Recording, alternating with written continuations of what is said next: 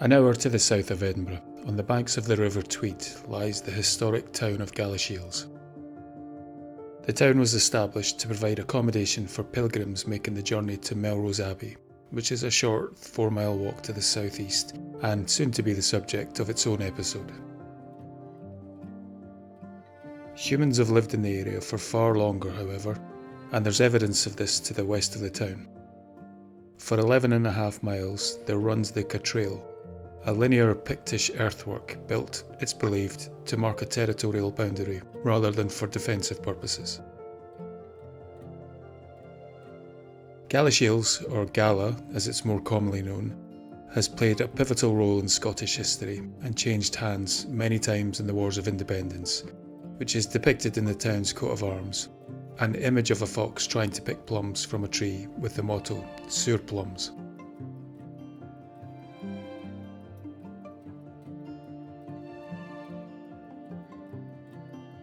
Sour plums dates back to 1337, when a group of English soldiers resting nearby after picking and eating wild plums were surprised and defeated by Gala townsfolk.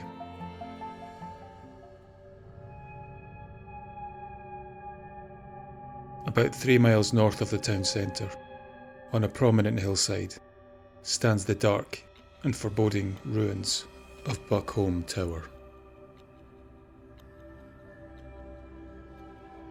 Buckholm Tower, named after the hill it was built on, was constructed in 1582 and replaced an older structure that stood on the same site but was destroyed in 1570. The tower was built and owned by the Pringle family, one of the oldest families in the Borders, and at one point squires to the Earls of Douglas, and the clothing brand Pringles was set up by Robert Pringle from the area. Today's story centres on a Pringle whose legacy left a far darker imprint on the area than his more famous relations. Today's story is about the 17th century laird James Pringle, an evil man by any measure.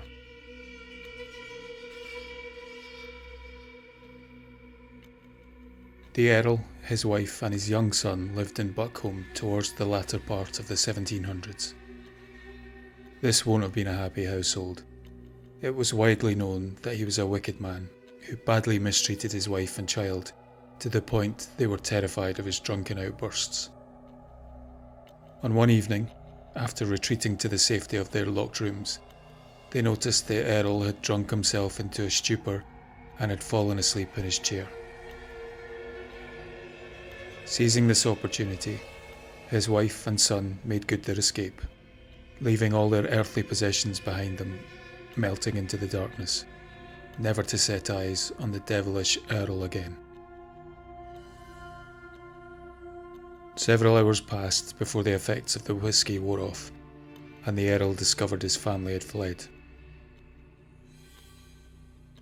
This outrageous act, as he felt it, was to drive his hatred of women and anger to new, despicable levels. Locals said that no lass was safe in his presence. The Earl was a staunch supporter of the government. His hatred of women was only matched by his hatred of those who stood in opposition to them, particularly the Covenanters. Mounted infantry called dragoons were created, and Pringle was called up by them to support them in their bid to rid the country of Covenanters. Word got back to them that there had been a Covenanter gathering in the area, and with his local knowledge, Pringle soon deduced where they were held up, and the dragoons set about to find them. However, the group had been tipped off and fled the area, and when the dragoons arrived, only the owners of the property, an aging man and his young son, remained. Unsatisfied with this outcome, spoiling for violence, and with his anger and bloodlust boiling over, Pringle drew his sword and was ready to execute the men where they stood. But the dragoon commander wanted no bloodshed and instructed the Earl to take the men prisoner, to be held in the dungeon of Buckholm Tower. On return to the tower, the infantrymen and the Earl dined and drank and bemoaned the escape of the Covenanter's cell. Soon it was time for the dragoon to return, and the Earl was left alone with his captives, and with an unquenched thirst for blood. A scream rang out from below, from the dungeon. This angered the Earl even further, and he slammed his drink down on the table, then rushed down to the dungeons, throwing the door open. The young captive was in a panic. His elderly father had taken ill, and he needed aid. Believing they were just prisoners and were to be taken elsewhere the next day, he felt no danger from the Earl. On seeing the wrath all over Pringle's face, the young man knew he was mistaken. Pringle wanted silence, and silence he would have. So he set about beating the silence into the men, not stopping until they made no more sound. The groans had stopped, and the laboured breathing had ceased.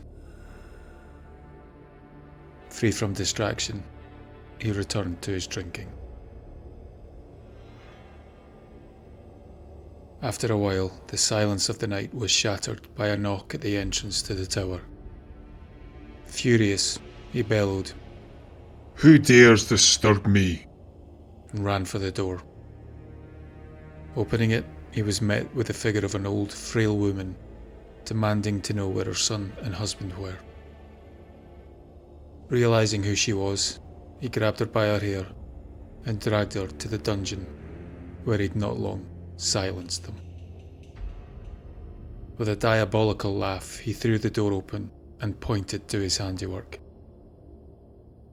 What the old woman witnessed was beyond comprehension.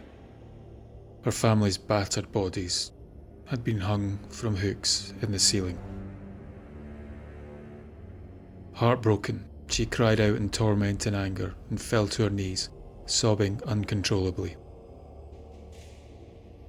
The drunken Earl couldn't stand the sounds of her wails and screamed at her, calling her a witch and demanding silence. At this, the woman cursed him, cursing him for what he'd done to her menfolk, and cursing him for all eternity, telling him the hounds of hell would pursue him forever, even in death. These words stuck with the Earl, and from the moment she uttered them, he believed the curse was true, and on many occasions he believed he was being chased by a pack of ghostly hounds.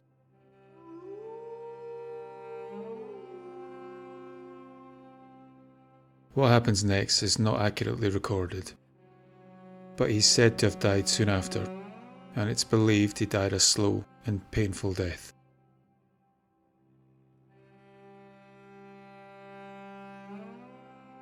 Locals believed that the old woman's words had come true, and that the hounds of hell had finally caught the wicked Earl.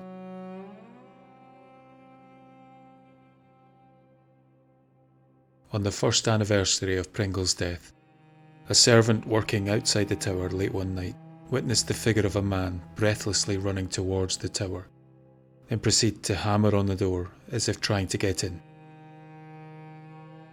Soon the banging stopped, and the man turned away from the door, and at the same time, a howl was heard in the distance. That was soon joined by another howl, then another, then another. Soon a pack of ghostly dogs appeared and ran towards the man. He was stood with his back to the tower door, screaming for help. Help that never came. As the hounds attacked, biting and tearing at the figure, an anguished cry was heard before the dogs were seen to drag him away, presumably to hell, to suffer for the evil deeds he'd committed in life. This terrifying scene is said to be replayed every year on the anniversary of the death of Pringle.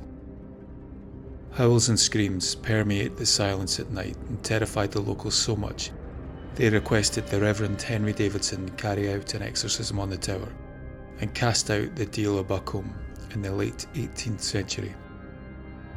His efforts were in vain, as the apparition of Pringle has been seen many times since. I recently took a trip to the tower, and although access is now restricted due to the poor state of the structure, the atmosphere is thick and heavy, and I can understand why some locals avoid the area. Does the evil and hatred the Earl displayed in life stay in the land he lived on? And does the Devil of Buckholm still bide in Buckholm Tower?